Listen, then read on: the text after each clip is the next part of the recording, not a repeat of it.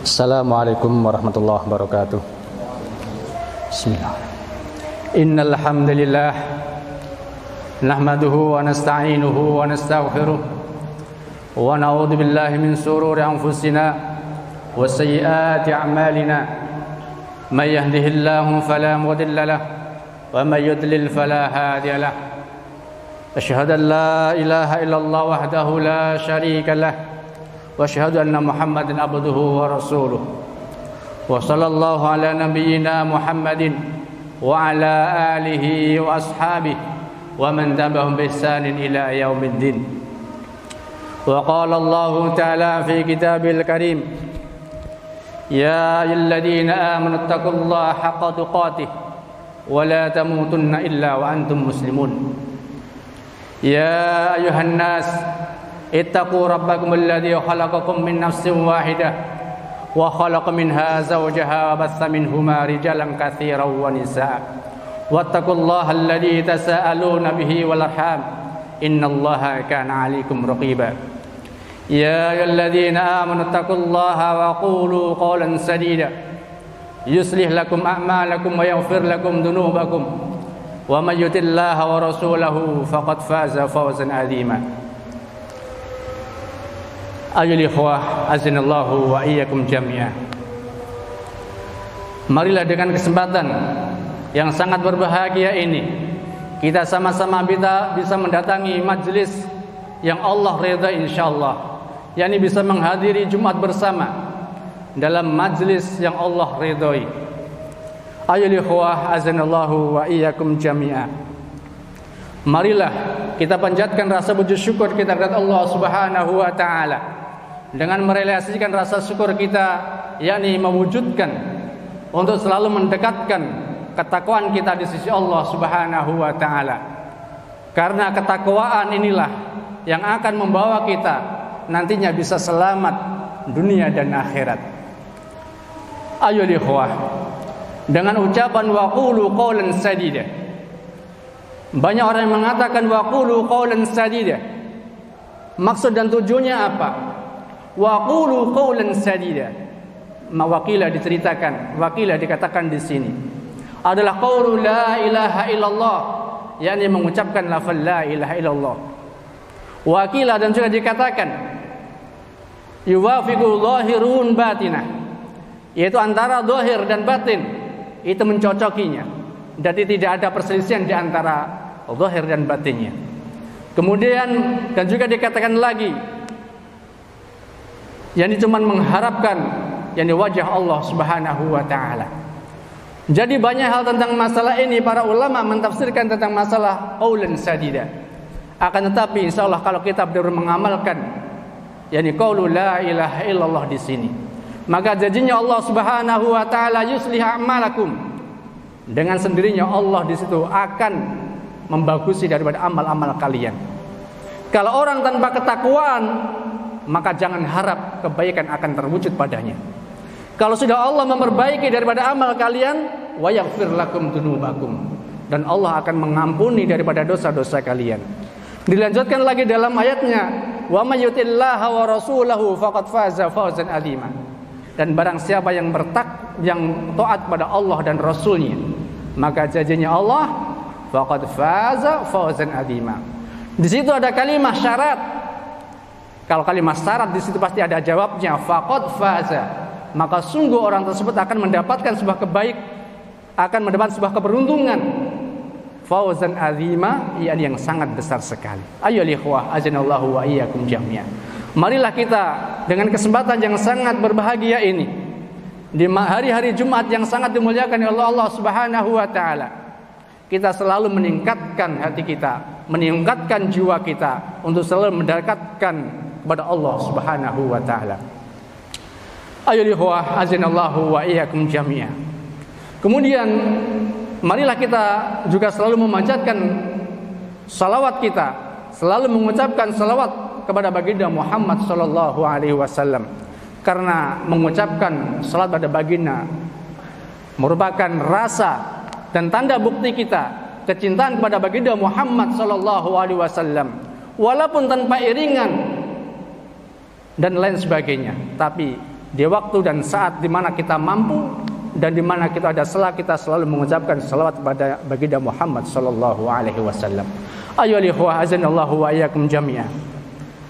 Kesempatan kali ini yakni kita mengambil sebuah ibrah dari kisah Rasul di masa kecilnya dan juga para orang-orang terdekatnya, bahkan para paman baginda Muhammad sallallahu alaihi wasallam. Ayyuhal ikhwah, bahwa Nabi sallallahu alaihi wasallam sebelum lahirnya beliau ditinggalkan oleh bapaknya, yakni dalam masa 2 bulan dalam kandungan ibunya. Sudah tidak punya ayah, wahai saudaraku. Kemudian ketika lahir, maka di sini diasuh oleh ibunya. Baru selang waktu karena adat orang-orang Arab, berpindahlah pengasuhannya. Maka ketika disitulah baginda Muhammad sallallahu alaihi wasallam lahir. Karena sangat bangganya paman-paman Nabi Muhammad sallallahu alaihi wasallam, maka yang bernama Abu Lahab yang terkenal akan membencinya, sampai ada nas dalam Al-Quran dalam surat Al-Lahab.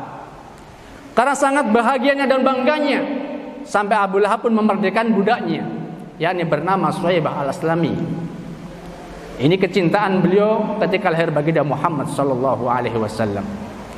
Kemudian karena tradisi Arab, yakni seorang kalau pengen bagus jiwanya, bagus fisiknya, maka di situ diasuh oleh orang-orang yang mana di situ tempatnya yang sangat murni dan sejuk. Maka Nabi sallallahu alaihi wasallam akhirnya yakni diasuh oleh Halimah As-Sa'diyah yang terkenal di Bani Sa'ad. Ini sampai masa 4 tahun lamanya. Mestinya dalam masa 4 tahun ini Halimah As-Sa'diyah menginginkan untuk mengasuh kembali. Tapi karena ketakutnya Halimah As-Sa'diyah ketika dada Rasul sallallahu alaihi wasallam dibedah oleh orang yang mana di situ Halimah tidak mengenali. Karena kekhawatiran yang sangat luar biasa ini, akhirnya Halimah mengembalikan kepada keluarganya.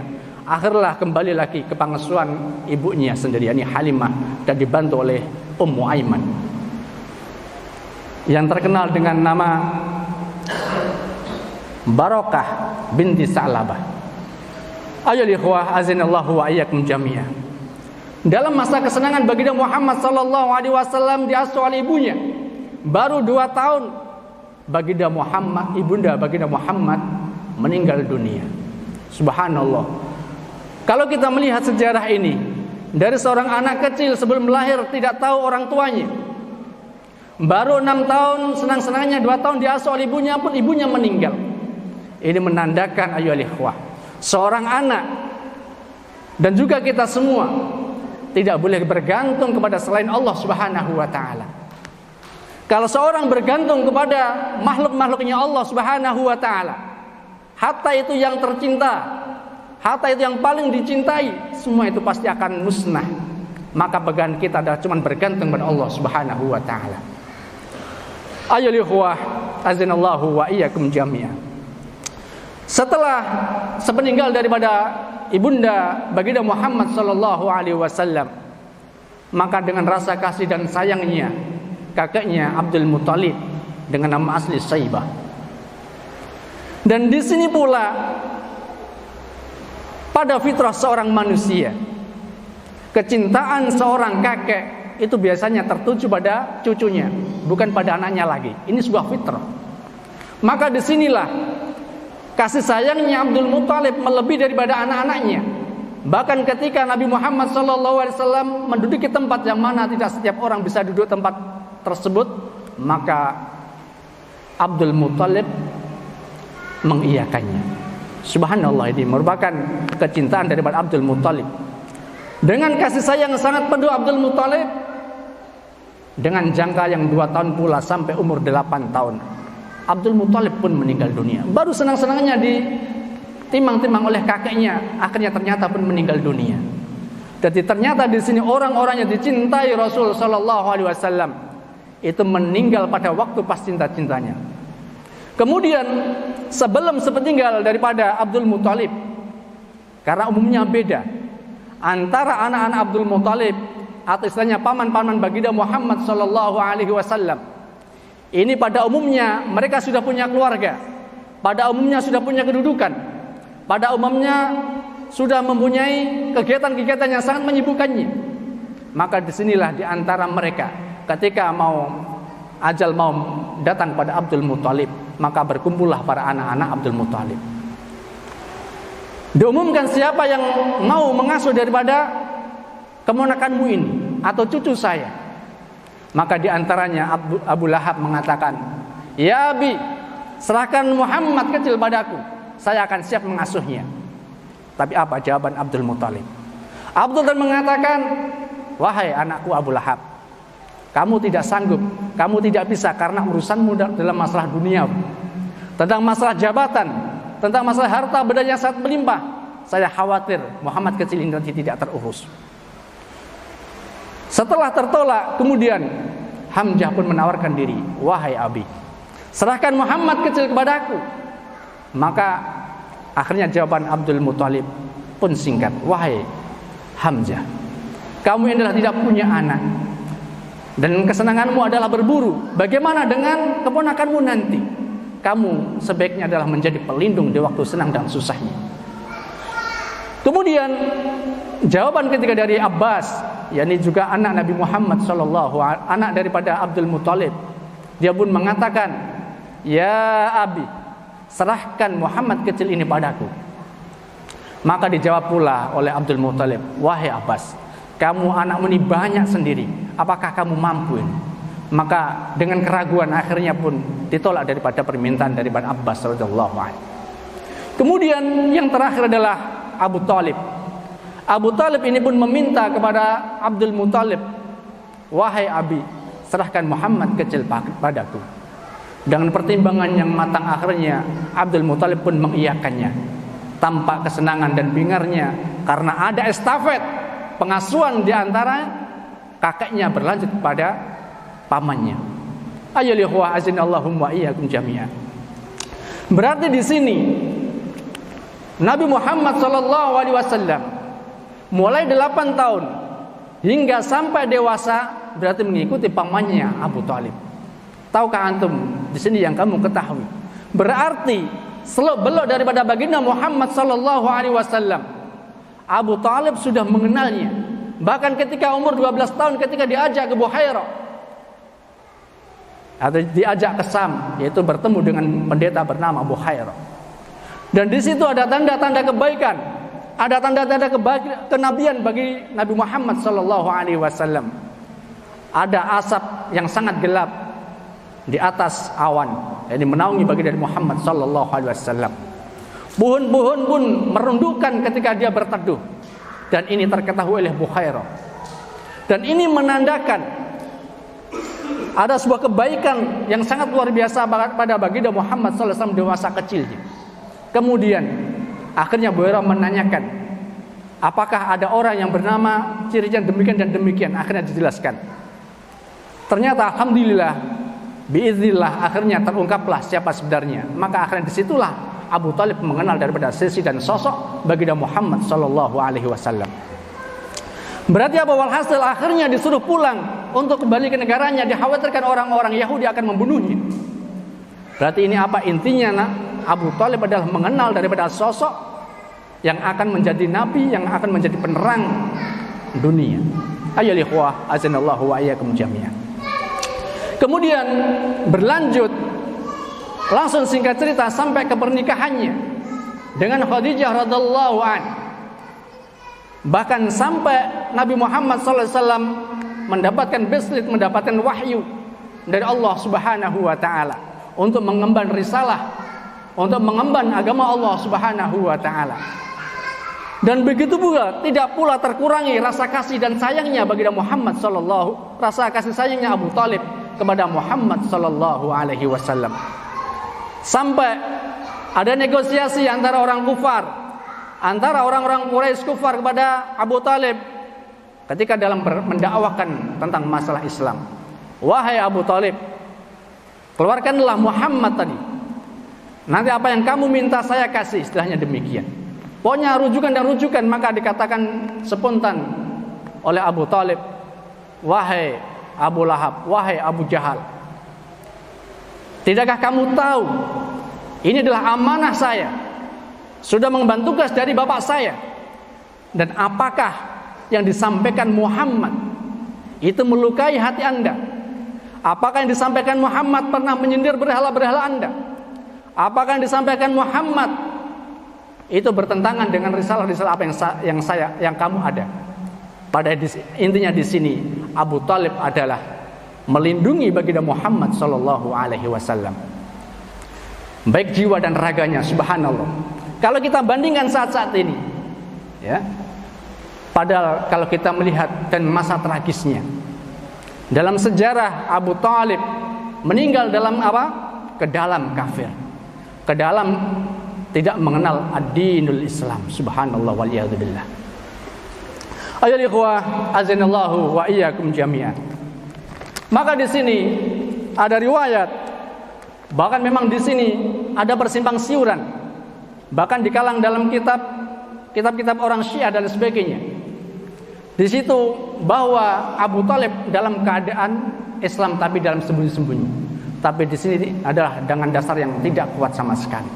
Maka di sini dengan perkataan bahwa atau dalam hadis bahwa Abu Thalib dalam keadaan kafir dalam meninggalnya, seperti hadis Al-Musayyib bin Hazm radhiyallahu anhu qala lamma khadat Abu Thalib al-wafah. Di sini riwayat dari Musayyib bin Hazm, maka ketika hadir atau datang ajal menjemputnya, maka jaa Rasul sallallahu alaihi wasallam, Rasulullah hadir. Maka ini penting ikhwah, ketika ada saudara-saudara kita yang mungkin menginginkan ketika sakit yang sangat keras, berusaha antum semuanya untuk mendatanginya, mungkin itu mendapatkan, memberi support padanya. Jangan sampai suatu misal antum diminta di antara salah mereka mungkin yang pada kronis, mungkin kalau memang halangan yang syar'i, tafadhol. Tapi kalau memang di sini adalah kemungkinan itu sangat membutuhkan, tafadhol didatangi. Bukan cuma ketika meninggalnya, yang terpenting di sini adalah ketika akan wafatnya, ketika menjelang ajal menjemputnya. Kemudian di situ ketika Rasulullah SAW pada waktu Abu Thalib akan meninggal, maka fawajada indahu Abu Jahlin bin Hisam wa Abdullah bin Mughirah. Maka di situ ketika Nabi sallallahu alaihi wasallam menghadiri ketika akan wafatnya Abu Thalib, ternyata di situ sudah ada Abu Jahal dan Abdullah bin Mughirah. Ayo ikhwah, berarti apa di sini? Ada perperangan ideologi di situ. Ketika Nabi sallallahu alaihi wasallam mengatakan, "Ya ammi, qul la ilaha illallah ya ammi, kalimatan asyhadu laka biha indallah." Maka di sini mengatakan, "Wahai ammi, berkatalah la ilaha illallah dengan satu kalimat ini wahai Abu Thalib. Bila engkau mengatakannya, saya akan menjadi saksi di sisi Allah Subhanahu wa taala." Maka karena di sinilah faqala Abu Jahal wa Abdullah. Di sini satu lawan dua. Maka dia mengatakan, "Bola ya Abu Thalib, atarghabu am millati Abdul Muthalib?" Apakah engkau benci dengan milahnya Abdul Muthalib?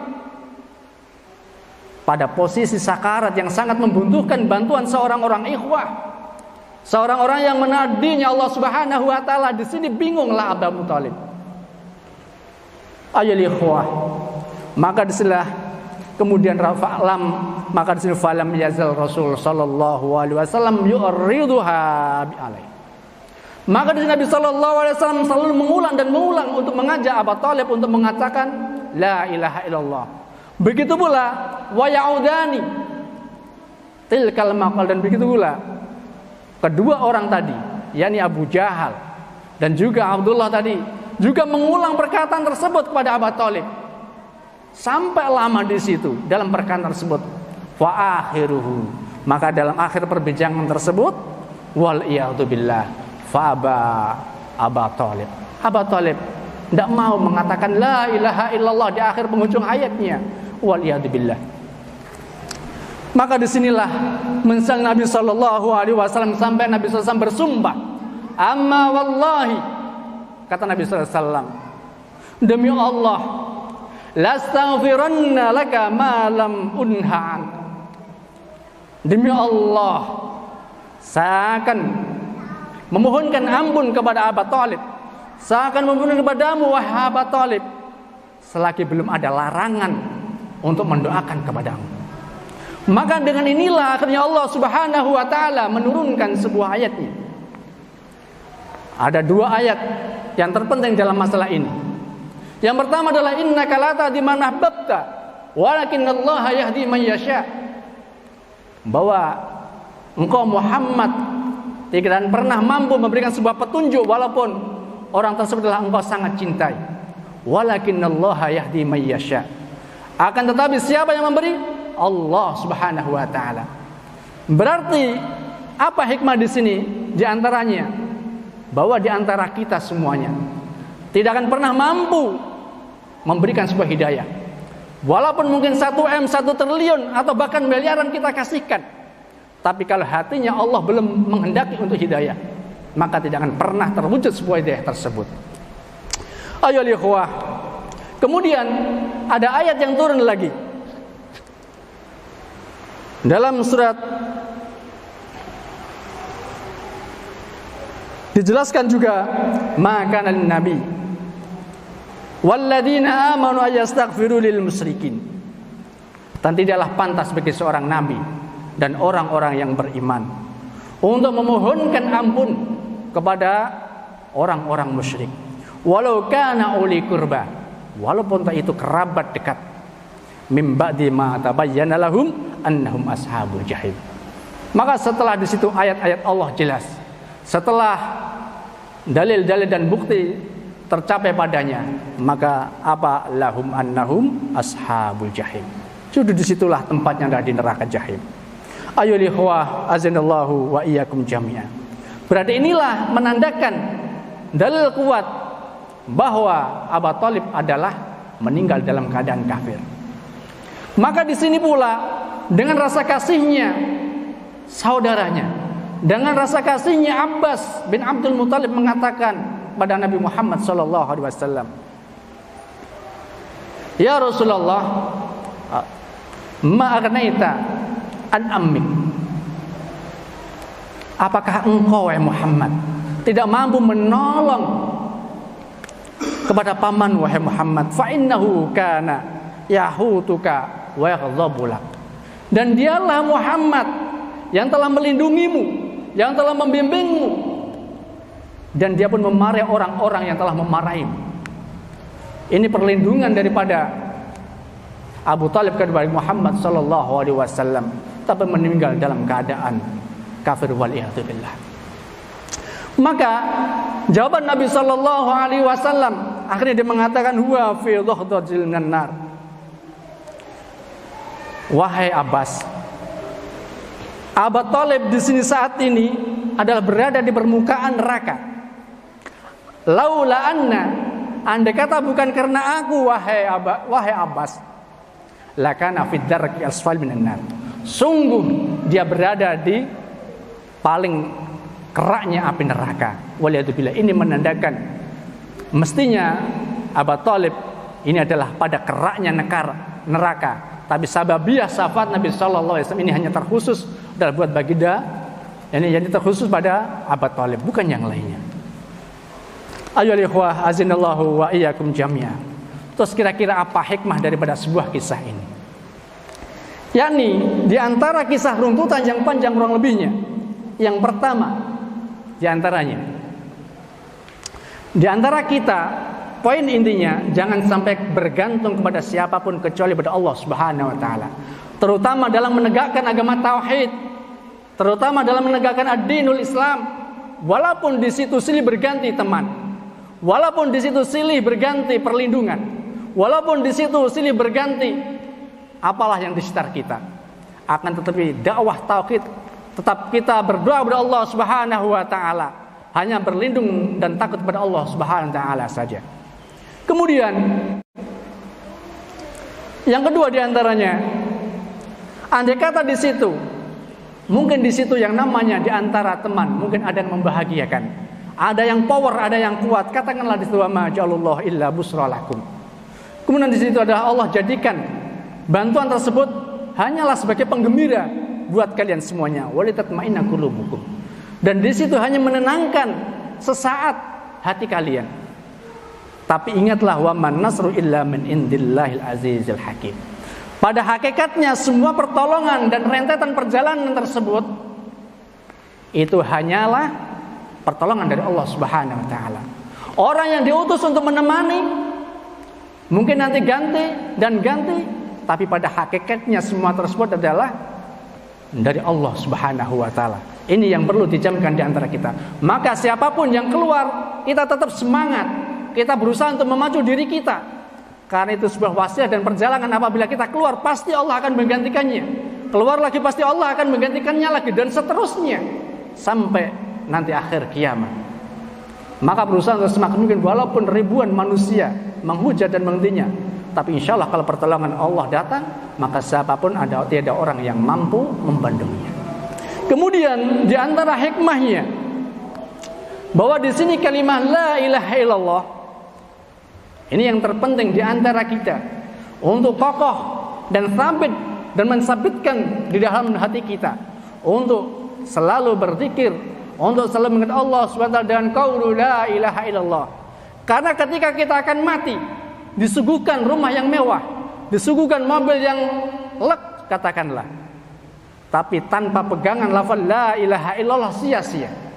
Karena qaulu la ilaha fi akhirih dakhalal jannah. Ketika orang tersebut mengatakan adalah di akhir hayatnya, maka jaminan surga. Bukan yang lainnya. Maka disinilah berusaha di antara kita. Kemudian di antaranya bahwa di sini kesimpulan di antara lain, terputuslah doa-doa orang antara orang mukmin dan orang-orang kafir. Walaupun itu kita sangat cintai, ini terputus ketika di antara kita tidak sama. Dalam arti tidak dari sama-sama iman. Kalau kita mungkin kita iman, saudara kita kafir, atau mungkin kita mengikuti daripada junjungan syariat Allah Subhanahu wa taala, yang lainnya tidak, dan ini bisa terputus sebabnya adalah sebabnya tidak ada kesamaan dalam iman kita kepada Allah Subhanahu wa taala. Kemudian di antaranya di sini juga yang sangat penting. Ini adalah teman yang buruk. Teman yang buruk ini bisa mengalihkan. Mestinya kita ingin mengenal Allah Subhanahu wa taala. Sababiyah teman yang jahat, sababiyah teman yang sangat buruk, akhirnya mengalihkan pandangan kita, mengalihkan hati kita untuk beralih ke agama mereka, waliyadzubillah. Maka di sini dalam firman Allah Subhanahu wa taala dijelaskan dalam surat Al-Furqan ayat yang 27. Di situ apa dikatakan, wa yauma ya'duz zalim ala yadayhi. Pada suatu hari ini orang-orang zalim ini akan menggigit tangannya, akan menggigit kedua tangannya. Yaqulu ya laitani mar rasulis sabila. Dan dia mengatakan, kira-kira ini dulu saya bersama Muhammad sallallahu alaihi wasallam dalam jalannya. Kira-kira dulu ini saya bersama. Jadi itu cuma pengandian yang sia-sia karena sudah meninggal dunia. Kemudian dilanjutkan, ya walaitani. Sungguh celaka kiranya lam attakhid fulanan khalila. Celaka nih saya. Kenapa dulu nih saya mengambil teman-teman yang buruk akhlaknya, teman-teman yang buruk akidahnya, teman-teman yang jelek agamanya.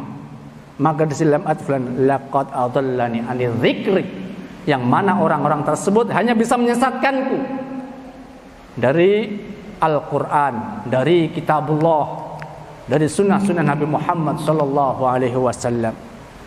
Ba'da ijja'ani, setelah hal tersebut datang kepadaku.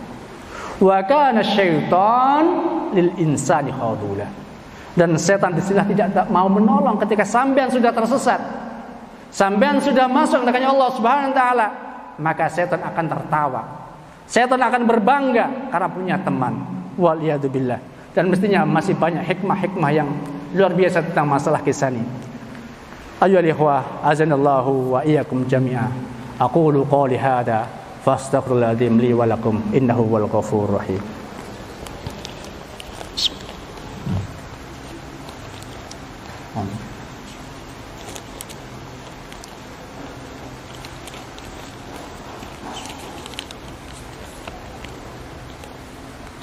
Bismillah. Alhamdulillahilladzi hadana li hada wa ma kunna linahtadiya laula an hadana Allah. Asyhadu an la ilaha illallah wahdahu la syarika lah wa asyhadu anna Muhammadan abduhu wa rasuluh. Wa sallallahu ala nabiyyina Muhammadin wa ala alihi wa sahbihi wa man tabi'ahum bi ihsan ila yaumiddin. Usikum wa nafsi bitaqullah. Sekali lagi saya tekankan di sini dan saya berwasiat pada diri saya pribadi dan juga antum semuanya untuk selalu meningkatkan ketakwaan kita kepada Allah Subhanahu wa taala. Wala tamutunna illa wa antum muslimun. Dan janganlah kalian mati bukan dalam keadaan Islam. Yani kita benar berpegang supaya kita sabit imanan wa ihtisaban. Benar kita sabit untuk berpegang teguh dengan akidah Ahlus Sunnah wal Jamaah, supaya kita nanti bisa benar-benar selamat, yakni masuk ke jannahnya Allah Subhanahu wa taala. Ayo ikhwah, azanallahu wa iyyakum jami'an.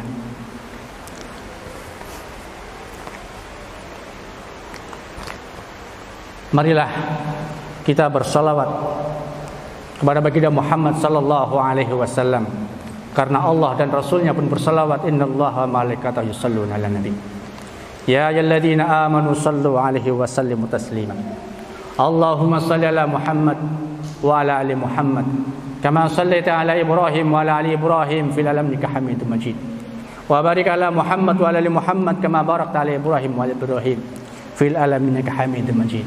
Allahumma ighfir lil mu'minina wal mu'minat wal muslimina wal muslimat al ahya'i minhum wal amwat. Ya Allah, Allahumma ij'al baladan hadha amina warzuqna wa ahlana wa dhurriyyatana warzuqna minat thayyibat warzuqna wa baniya an na'budal asnam. Ya Allah, Allahumma aslih wulata umurina wa wulatal muslimin. Ya Allah, Allahumma wafiqhum lima fi salahum wa salahul islam wal muslimin. Allahumma a'inhum 'alal qiyam bimahamihim kama amartahum ya rabbal alamin. Allahumma ab'id anhum bitanatas su ya Allah. Allahumma ab'idhum bitanatas su ya Allah wal mufsidin. Allahumma qarrib ilaihim al khairi wan nasihin ya Allah. Allahumma qarrib ilaihim al khairi wan nasihin ya rabbal alamin. Allahumma aslih wulata umurina wal muslimin fi kulli makan. Ya Allah, ya Rahman, ya Rahim, ya Aziz, ya Jabbar, ya Mutakabbir, ya Allah, biwasalli asma husna ya Allah, istajib du'ana ya Allah. Rabbana ighfir lana wa liwalidayna wa li jami'il muslimina wal muslimat. Allahumma inna ala dzikrika wa syukri wa husni ibadatik ya Allah. Allahumma inna nas'aluka al-huda. Allahumma inna nas'aluka al-huda wat-tuqa wal afafa wal ghina ya Allah. Ya muqallibal qulub, tsabbit qalbi ala dinik ya Allah. Rabbana la tuzigh qulubana ba'da idh hadaitana wa hab lana min ladunka rahmah innaka antal wahhab. Rabbana atina min ladunka rahmah innaka antal wahhab. Rabbana atina fid dunya hasanah wa fil akhirati hasanatan wa qina adzabannar. Ibadallah, innallaha ya'murukum bil adli wal ihsan wa ita'i dzil qurba wa yanha 'anil fahsya'i wal munkar wal baghi ya'idukum la'allakum tattaqun. Fadhkurullaha ladzim yadhkurkum was'al min fadli yutikum wa la dzikrullahi akbar. Aqimis shalah.